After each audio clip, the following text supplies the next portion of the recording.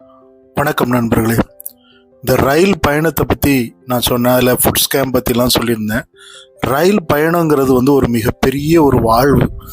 ஏன்னா அங்கே நிறைய மக்களை, பலதரப்பட்ட மக்களை சந்திக்கிறோம். அங்கே மிடில் கிளாஸ்லேருந்து, ஹை கிளாஸ்லேருந்து, லோ கிளாஸ்லேருந்து, தர ரேட்டு ஆன மக்களை கூட நம்ம சந்திக்க முடியுது. அங்கே அந்த இடத்துல நம்ம நெடுந்தொலைவு போகக்கூடிய அந்த நேரத்தில் நமக்கு வழியில் கிடைக்கக்கூடிய அந்த உணவுப் பொருட்கள் சில நேரம் மகிழ்ச்சி தரக்கூடியதாகவும் இருக்குது.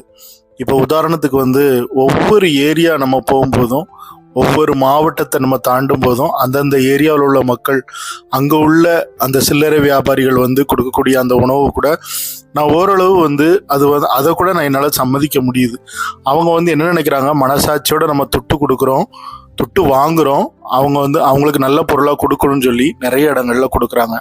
இப்போ உதாரணத்துக்கு நம்ம திருநெல்வேலியில இருந்து தொடங்குது ஒரு ட்ரெயின், கன்னியாகுமரியில இருந்து தொடங்குது அப்படின்னா திருநெல்வேலியில உங்களுக்கு அல்வா கிடைக்கும் சுட சுட. அது ரொம்ப ஸ்கேமா இருக்குன்னு என்னால் சொல்லவே முடியல. நல்லாவே இருக்குது. நானே வாங்கியிருக்கேன் நிறைய வாட்டி. அடுத்து கோவில்பட்டி வந்தீங்கன்னா கடலை மிட்டாய் கிடைக்குது. அதுவும் ஒரு நல்லாவே கொடுக்குறாங்க. கடலை மிட்டாய், எள்ளு மிட்டாய் இதெல்லாம் கொடுக்குறாங்க. ஸோ அப்படி நம்ம அந்த பக்கமாக போனோம் அப்படின்னா திருச்சி சைட்லாம் மணப்பாறை முறுக்கு கிடைக்குது. அதுவும் ஓரளவு நல்லதாக இருக்குது. ரொம்ப ஒன்றும் ஸ்கேம்லாம் ஒன்றும் சொல்லிட முடியாது. ஸோ அதுக்கப்புறம் அந்த பக்கமாக போனோம்னா சென்னை பகுதிக்கெலாம் போனோம்னா நல்ல இந்த ஜோலார்பேட்டை சைட்லாம் டீ கிடைக்குது. அருமையான ஒரு டீ. இதேமாதிரி ரேணிகுண்டா போனோம்னா பருப்பு வடை கிடைக்கும்.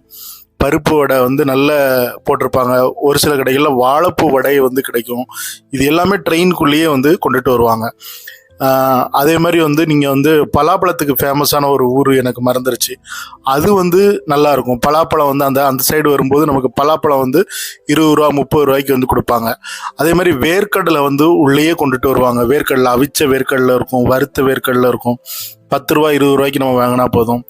அதே மாதிரி தேங்காய் மாங்காய் சுண்டல் கிடைக்குது, உள்ளேயே கிடைக்குது. இது எல்லாமே ரொம்ப அருமையான உணவுகள்லாம் உள்ளே கிடைக்குது. அண்ணாச்சி பழ துண்டுகள் வெட்டி கொண்டுட்டு வருவாங்க. கொய்யாப்பழம் தான் ரொம்ப ஃபேமஸாக விற்கப்படுது. எனக்கு இந்த கொய்யாப்பழம் உள்ளே வரும்போதெல்லாம் நான் எப்படியாவது வாங்கிடுவேன்.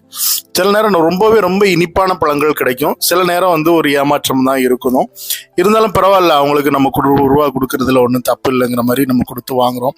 இதே நீங்கள் மகாராஷ்டிரா பார்டர் பக்கம் போனீங்கன்னா முந்திரி பருப்பு உண்மையிலே இயற்கையான முறையில் நீங்கள் எவ்வளோ சூப்பர் மார்க்கெட்டில் தேடி கண்டுபிடித்தாலும் வாங்க முடியாத நல்ல முந்திரி பருப்புகள்லாம் ட்ரெயின் உள்ளே கிடைக்கிறது எனக்கு ரொம்பவே மகிழ்ச்சியாக இருக்குது.